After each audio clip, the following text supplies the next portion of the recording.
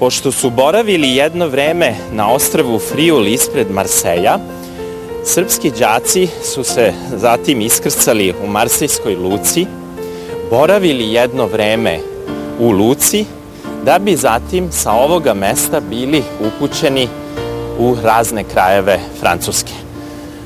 Železnička stanica je bila mesto sa koga su, srpski đaci odlazili po celoj Francuskoj, najčešće u Pariz, odnosno okolinu Pariza, a zatim i u udaljene delove Francuske. Imamo podatke da su oni boravili i u malim mestima na severu Francuske, znači na potpuno drugoj strani u odnosu na ovu stranu gde se ja sada nalazim, u Normandiji na obalama La Manša. Oni su takođe slati i u Alpe, naročito u srpsku školu u Vorepu, gde je boravio i moj deda, a zatim i na zapadnu stranu ka Atlantiku, gde je takođe bilo veoma mnogo srpskih đaka i institucija. Oni su slati u te delove posle dogovora francuskih vlasti. Najčešće je o tome odlučivao upravnik oblasti, zajedno u dogovoru sa srpskim vlastima. Te 1916. i 17. godine bilo je veoma teško prevesti se na odredište. Prevoz je vršen sa ovakvih železničkih stanica vozom. Međutim, prednost u prevozu imali su vojnici, imale su trupe i zato su civili, među njima i srpski đaci i studenti, često čekali danima da se ukrcaju na te vozove. Ova železnička stanica je bila prepuna raznih trupa, civila, izbeglica koje su danima i danima u neizvesnosti očekivale da budu organizovane i prevezene na odredišta.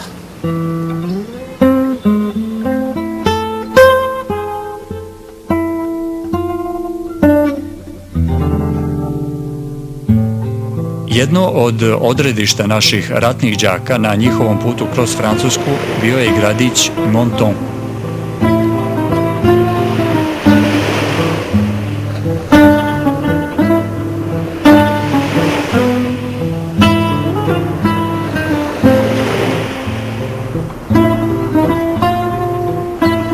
Evo, ja sam stigao u Menton, francusko pogranično mesto na granici sa Italijom, koje je veoma značajno za istoriju srpskih đaka. Naime, u Mentonu se nalazio čitav jedan sistem sanatorijuma, negde se čak pominje 5 zgrada, koje je srpska vlada organizovala da bi se na tim mestima lečili srpski đaci. Menton je bio jedno tužno odredište srpskih đaka, zato što je, nažalost, tu veliki broj njih i večito ostao. Ja bi trebalo sad da se nađem sa jednim istoričarem u Mentonu, koji je obradio taj period i tu tragičnu sudbinu srpskih đaka, i on bi trebalo da mi pokaže gde se nalaze ta groblja i te zgrade gde su bile srpske bolnice. Bonjour, monsieur. Dobar dan. Bonjour, dobar dan. Vous parlez très bien le serbe, apparemment. C'est le seul mot que j'ai appris hier soir pour vous accueillir. Enchanté, monsieur, enchanté. Je suis Stanislav Sretenović, historien de Belgrade. D'accord. Et on m'a beaucoup parlé de vous. Apparemment, vous avez découvert tout ce qui touche le passage des Serbes à Menton. À Menton. En 1986, j'ai écrit le premier livre sur la guerre de 14 à Menton. D'accord. Et dans mes recherches, j'ai trouvé les tirailleurs sénégalais. Et Oui. puis j'ai trouvé une petite facette qui concernait les Serbes. Oui. Je ne faisais pas la différence pour moi. Il y avait les militaires, il y avait des civils, il y avait des étudiants, il y avait des orphelins. Le premier, celui où il y avait l'unité, la direction générale, Oui. elle est ici. D'accord. C'est cette maison-là Ah oui. et la deuxième maison qui est un peu plus loin. Donc Oui, voilà, d'accord. ces deux Ces deux maisons, villas. ces deux villas, là, on s'était regroupés sous le nom de Villa des Rigodi. Qui appartenait à des Allemands, Oui, qui avaient oui. été mis sous séquestre Oui. et qui avaient été donnés au gouvernement serbe pour accueillir les étudiants qui étaient venus de Beaulieu. Ah, d'accord. Et ils sont dans l'état. Ah, là, ils sont dans leur jus. De cette époque. Et ils sont dans leur jus. Ah, d'accord. Alors, oui. il faut se rappeler qu'ici, nous sommes sur le chemin de fer, la ligne de chemin de fer, qui relie la France à l'Italie. À l'Italie, oui. Alors, on est... faut bien s'imaginer que ce quartier était peu peuplé, ouais. mais que les Serbes, il y était quand même un certain nombre, et de là, ils descendaient dans la ville. Ah, Donc, c'est un lieu de vie ici Oui. particulier. D'accord. Nous allons voir d'autres endroits, Oui. mais celui-là, c'est vraiment le cœur de la direction générale. Et si vous avez un parent, d'après ce que j'ai compris, il a forcément... Je vais vous parler de mon histoire familiale. D'accord. Eh bien, lui, forcément, est passé par une de ces deux villas. Là-bas, c'est l'Italie, hein. Oui. Nous sommes d'accord. Et Nous nous avons... juste à la frontière. Nous avons une crête avec des pins. Oui. Et c'est là qu'ont été enterrés 24 Serbes qui sont morts à Menton, soit des étudiants, Oui. soit des orphelins, Oui. soit des militaires.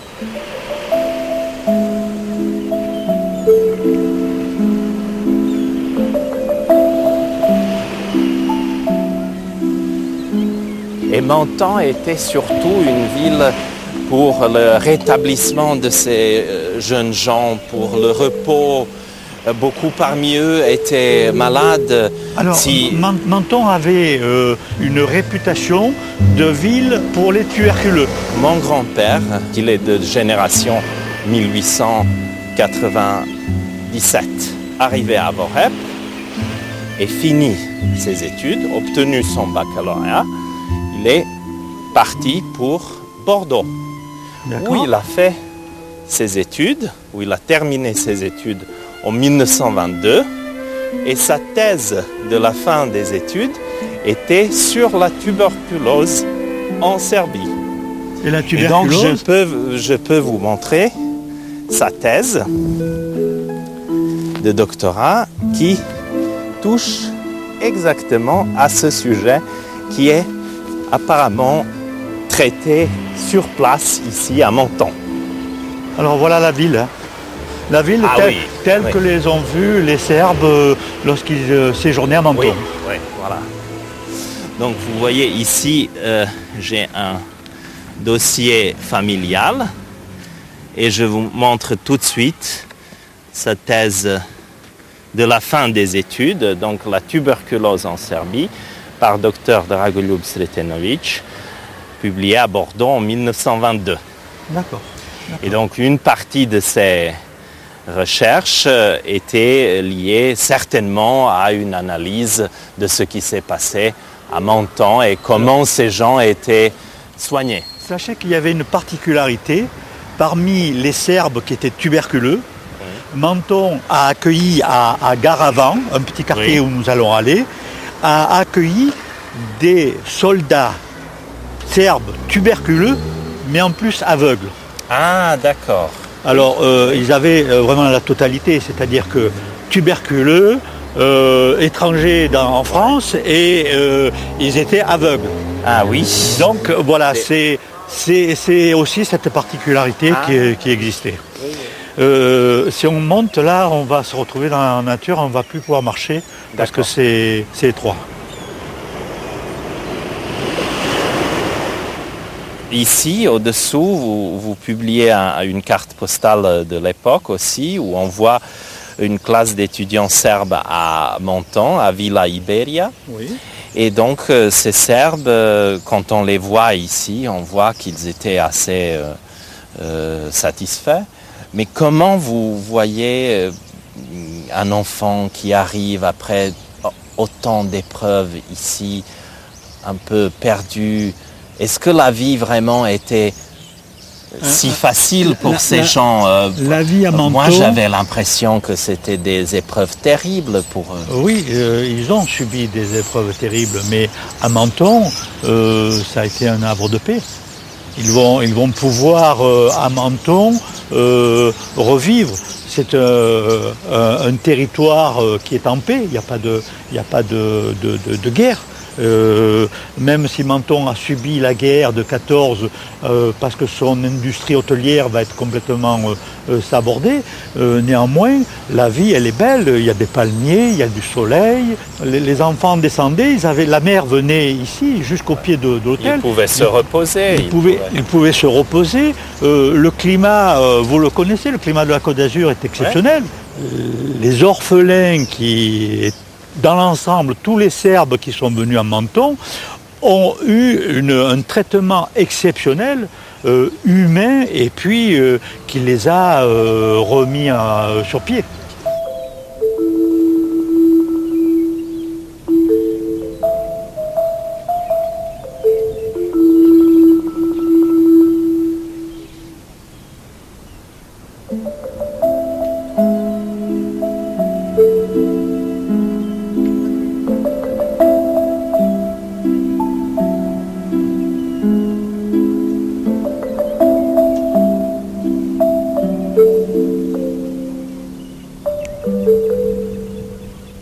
Groblje u Montonu čuva uspomenu na mnogobrojne stradale u Prvom svjetskom ratu.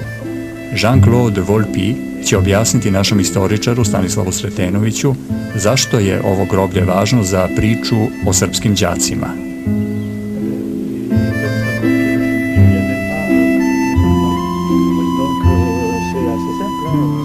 C'était l'endroit où étaient vos grands-parents, vos compatriotes. C'était ici, avec, vous voyez la différence, les tombes de l'époque et les tombes actuelles.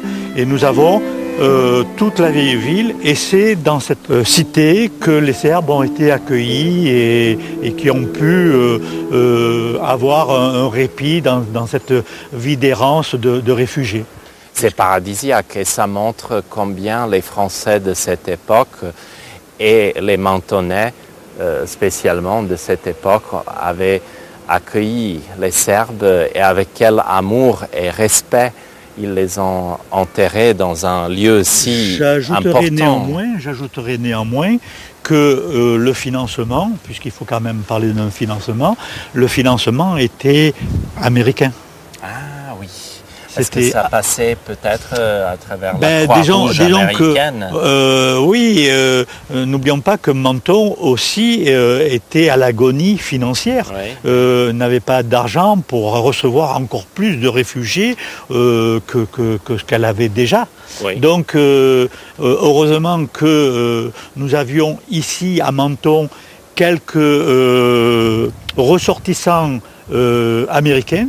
Et d'ailleurs, je vais vous amener devant une tombe qui est ce sont des personnes qui par leur action, ont permis d'avoir un financement de l'accueil des Serbes à Menton. Oui, bien sûr. Sans cet apport de ces personnes-là et de ce financement américain, il n'y aurait pas pu y avoir cette aura. Là, c'est la tombe de monsieur et de madame Whitney.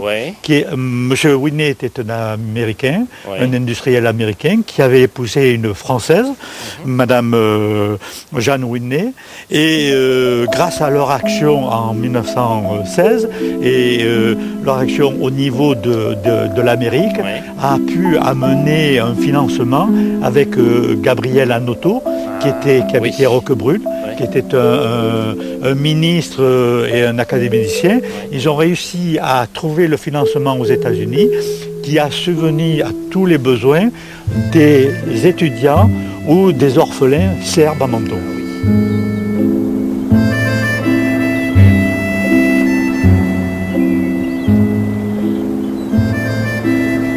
turbulentnim godinama sredine Prvog svjetskog rata Nice je bilo mesto u kojem je smeštena gimnazija za izbegle srpske đake.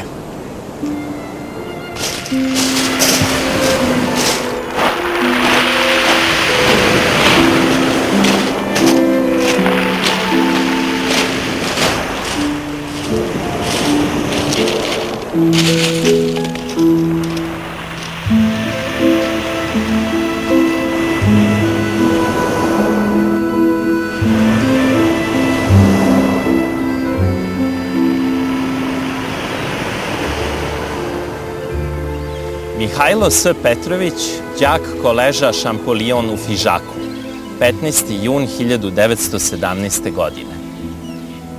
Francuskoj. Spasla si nas iz albanskih gora, gde luta smo po snegu bez hleba. Prenela nas preko sinjeg mora i dala nam sve što god nam treba. Iznemogle tako od umora, ti nas uze ispod svoga neba. Materinske nege i odmora ti nam dade, zahvalit ti treba. Ti nas voliš kao majka mila, što se s nama davno rastavila i ostala ispod svoga krova. Druga si nam sad ti, majka mila, što od smrti nas si izbavila.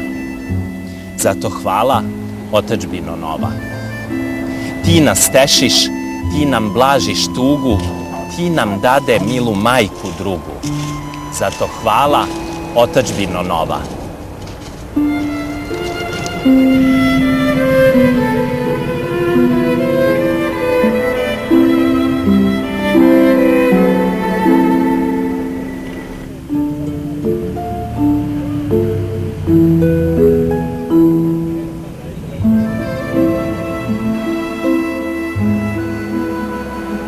Stanislav će u Nici upoznati lokalnog istoričara Iva Revesta, koji je u arhivama pronašao zapise o srpskim đacima. Pourquoi mon grand-père n'était pas mobilisé une fois fini son école à Vorep et pourquoi il n'a pas été envoyé à Josier dans le bataillon serbe? Nous n'avons pas trouvé les critères de sélection de ces jeunes Serbes. Ce que nous savons, c'est que la plupart étaient issus des écoles de l'Isère, de Vorep et de Viriville. De même que certains étaient déjà installés dans une petite commune des Hautes-Alpes qui s'appelle Mont-Dauphin. Après plusieurs difficultés, je dirais, administratives, parce que accueillir un groupe de 300 jeunes gens n'était pas une chose facile pendant la guerre, mais pour cela, le député local de la circonscription, M. André Honora, a bien aidé aussi bien les autorités politiques que militaires à constituer cette future école. Cette formation n'avait absolument aucun caractère privé, à savoir que les lieux qui avaient été choisis, c'était une caserne. Il y avait le 157e régiment d'infanterie alpine qui occupait cette caserne, plusieurs centaines de chasseurs, ce qu'on appellerait des chasseurs alpins aujourd'hui, qui ont quitté les lieux dès la mobilisation au mois d'août 1916, si bien que les locaux étaient vides et au grand désespoir des commerçants du pays qui vivaient de la présence de ces militaires. Donc ce sont les autorités préfectorales qui ont eu en charge tout ce qui est intendance sur le plan logement et nourriture de ces jeunes gens. De mes archives, j'ai retrouvé ces deux documents que je vais vous remettre. Ah oui. Alors celle-ci représente une photo de classe de ces étudiants à Josier, avec l'instituteur, je suppose, qui est venant de votre pays. De Serbie, oui. Et puis une photo, une reproduction d'une carte postale où l'affranchissement est fait par l'école militaire. J'entends sur le plan universitaire et formation militaire. Bon, il faut reconnaître qu'il était très chargé. Je crois savoir que les journées étaient de 6 h du matin jusqu'à au moins 18 h le soir pour les études. À notre connaissance, ces jeunes gens n'avaient de libre que le jeudi après-midi et le dimanche. La plupart du temps étaient occupés ces moments de, disons, hors universitaire par des cérémonies plus ou moins officielles telles que des défilés dans la ville de Barcelonnette, des commémorations telles que la fête du 14 juillet a été fêtée par ses élèves, par la fête de la Saint-Sava en hiver 1917. Et je suppose aussi quelques visites à la sous-préfecture locale, mais je crois savoir que les distractions étaient assez rares. Alors les jeunes gens organisaient des tours de chant, du théâtre à l'intérieur et participaient à des manifestations civiles de la ville. On trouve la présence, mais ponctuellement, d'un pop qui était basé à Mont-Dauphin. Mont-Dauphin, c'est une petite commune voisine. Et ils venaient chez eux. Ils venaient chez eux, je suppose, dire les offices religieux, de même que les jeunes Serbes ont participé, je suppose, plusieurs fois, mais enfin, nous avons pour le moins le témoignage d'une présence à un office catholique en l'église de Barcelonnette, où ils animaient, ils faisaient partie de la chorale et qui avait été très appréciée par les gens du pays. Les professeurs du français étaient donc des Français. Absolument. Alors je ne sais pas si nous l'avons évoqué, mais l'encadrement était constitué d'une part d'officiers serbes pour la formation militaire, d'universitaires serbes qui venaient de différentes villes de Serbie, et d'autre part un groupe de 10 professeurs français avait été nommé par l'instruction publique pour apprendre à ces jeunes gens, pour leur enseigner le français ainsi que l'histoire de France. Ce qu'il se dit, et qui était sûrement vrai, c'est que les jeunes gens avaient une facilité remarquable et ont très rapidement appris le français. Si bien que pour ceux qui ont réussi le baccalauréat, et c'est une grande majorité, et la formation de geôlier a été exemplaire de ce côté-là, en ce sens que le taux de réussite a été très important, suite à leur baccalauréat, ou disons l'équivalent du baccalauréat serbe, ces jeunes gens ont été admis dans les universités françaises. Cette histoire de la génération des générations dont vous parlez nées à la fin du 19e siècle et qui n'avaient pas de baccalauréat, posait beaucoup de problèmes au sein du gouvernement serbe. Les Français, me semble-t-il, étaient un peu à part de cette discussion interne serbe. Nous avons trouvé dans ces informations beaucoup de courriers qui étaient échangés entre la direction des études, je parle côté français, entre la direction des études, le ministère, à l'époque ça s'appelait de l'instruction publique, ce qu'on appellerait aujourd'hui l'éducation nationale. Aussi nous avons trouvé des documents administratifs qui concernent des courriers du sous-préfet des Basses-Alpes, de même que du préfet, qui s'adressait là au ministère de l'Intérieur ou au ministère de la Guerre. Eh bien, je pense que là, c'est plutôt l'explication est plutôt du côté serbe. Là, les Français n'avaient pas droit au chapitre. Parce que les Serbes investissaient absolument. Et là, dans je pense cette que école. S'il y a eu difficulté, c'est entre ce qu'on appellerait les autorités scolaires et universitaires serbes et les autorités militaires serbes. Et il semblerait que c'est le côté universitaire qui l'a emporté, c'est-à-dire on a préféré que ces jeunes gens poursuivent leurs études en France plutôt que les envoyer via Bizerte à nouveau en direction de Salonique pour se battre avec l'armée d'Orient. En novembre 1917, l'école a fermé. À un moment, s'est posé la question, est-ce qu'on reconduit pour des classes des années 1898 et au-delà? Mais il a été décidé que le choix de la ville n'était pas propice à un tempérament étudiant et l'école, le bataillon a dû fermer. Donc à cette époque-là, les étudiants qui sont sortis de cette école ont été conduits vers des universités eu égard à leur spécialité. Au commerce, par exemple une école de commerce à Aix, du droit à Caen, de médecine à Bordeaux, d'autres à Lyon, d'autres en région parisienne. S obzirom da je njegov deda nastavio školovanje u Bordeauxu, Stanislav napušta Nicu i upućuje se ka zapadnoj obali Francuske u želji da otkrije tragove školovanja naših đaka i studenata jedan vek kasnije.